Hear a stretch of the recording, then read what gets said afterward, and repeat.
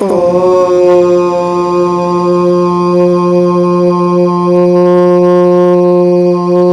नमः सिद्धेभ्यः।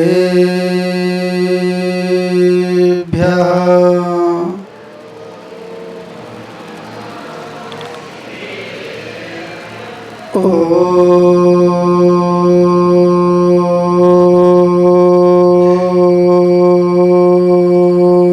नमः सिद्धेभ्यः।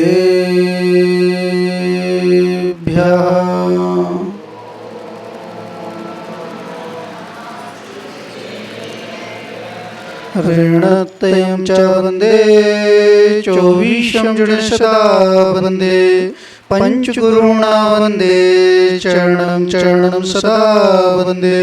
नमो हरिहन्ताडं नमो सिद्धाडं नमो आयर्याडं नमो वज्रायाडं नमो लोये सब्बिशाउडं। बोलो अनंतानंद परमेष्टि भगवान की, मूल नायक श्री शांतिनाथ भगवान की, चिंतामणि पारसनाथ भगवान की, अंतिम तीर्थ वर्धमान स्वामी की, बादशाह दिवाकर आचार्य श्री विमल सागर जी महाराज की, गणाचार्य श्री विराग सागर जी महाराज की, आचार्य श्री विनिश्चय सागर जी महाराज की, तीन कम नौकुड़ मिराज की, अहिंसा परमो धर्म की।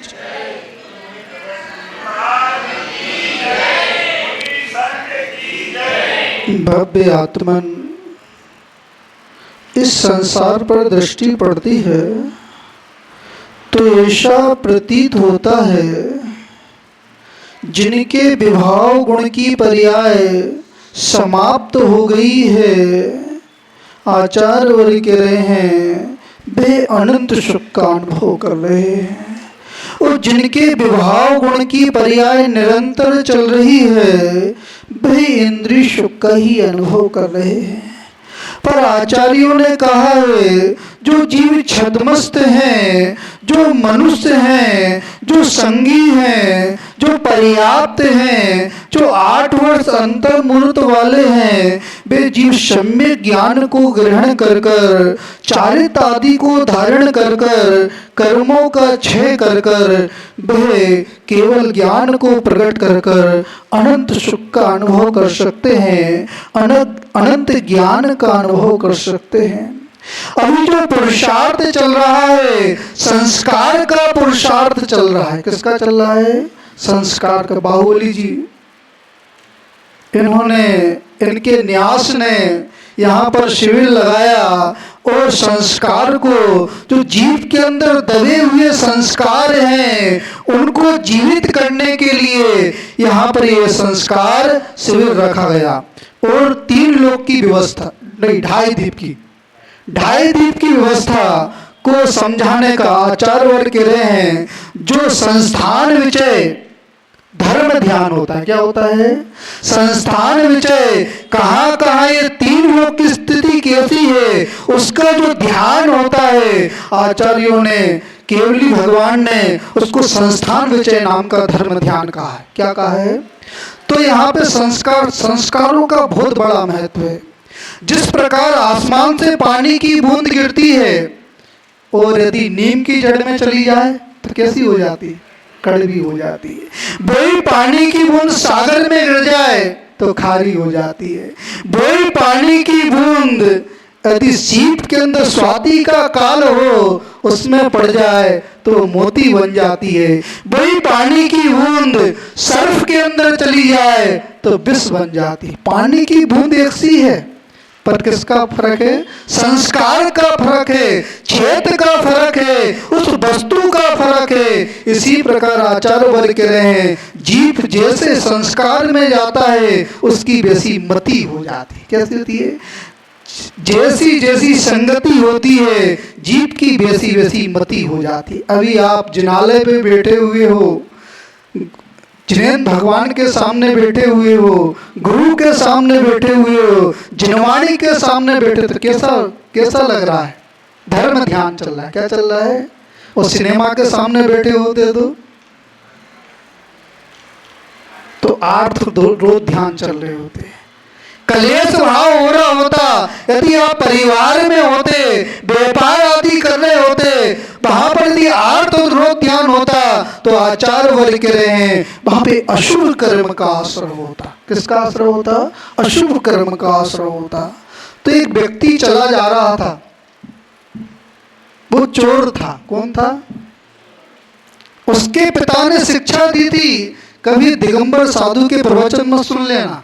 क्या नहीं सुन लेना? आप लोगों को शिक्षा तो नहीं दी महाराज, हम तो भर गए हैं। ये कौन सा इंदौर है, 400 साधुओं के प्रवचन सुन सुनकर अभी हमारे बाबूली जी कह रहे थे कि इंदौर की समाज तो भर गई है। भैया व्यक्ति करते करते आहार दान देते देते थक गई है। पर आचार्य वर्ग कह रहे जिनके अंदर सम्यक ज्ञान होता है, क्या होता है?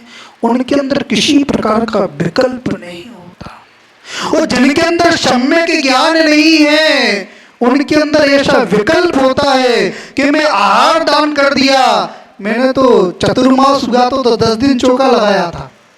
गणना किसकी करते हैं? धर्म की गणना करते हैं। हमने शिखर जी की वंदना कितनी कर ली? 50 वंदना कर ली। किसकी गणना कर रहे हो? पुण्य की गणना। पाप की गणना की कि नहीं की?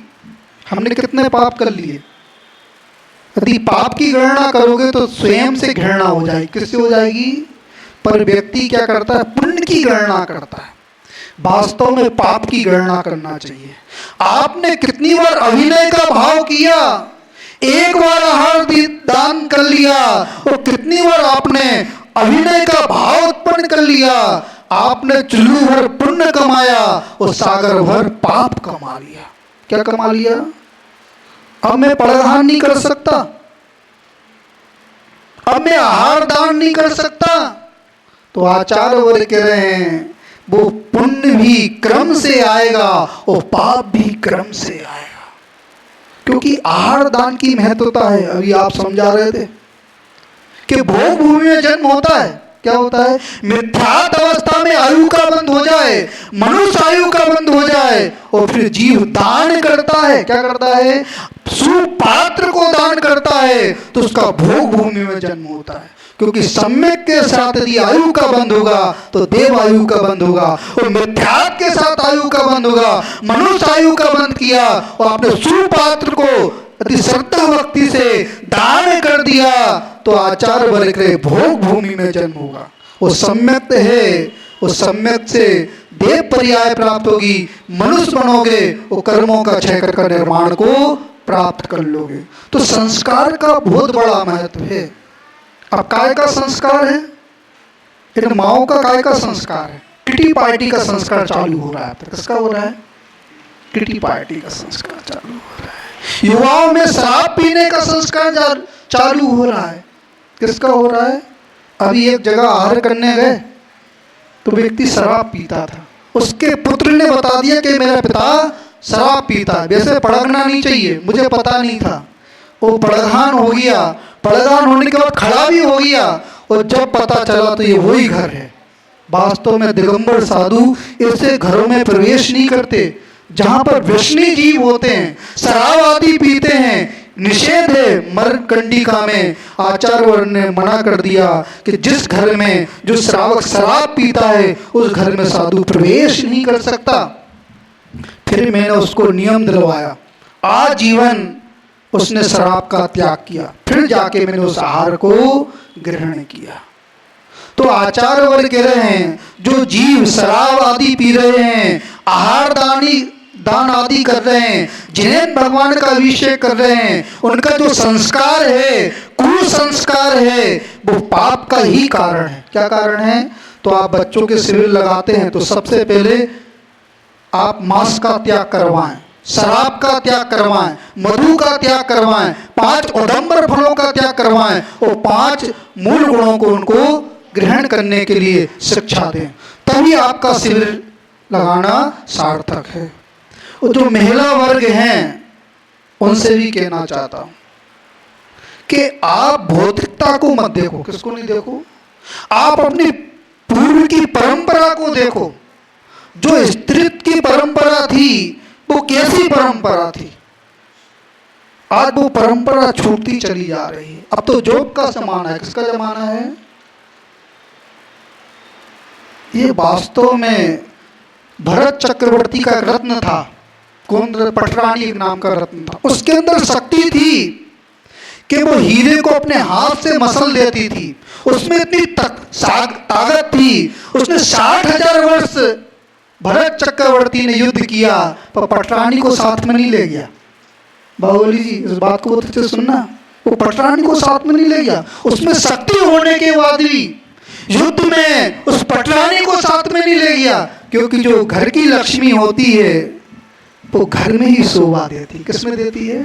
वो घर की लक्ष्मी घर में रहेगी, धन तो आ जाएगा, पर समाज की मर्यादा, जो समाज का चारित्र है, वो समाप्त हो जाएगा। आज तो व्यक्ति की धन पर दृष्टि है। किस पर दृष्टि है?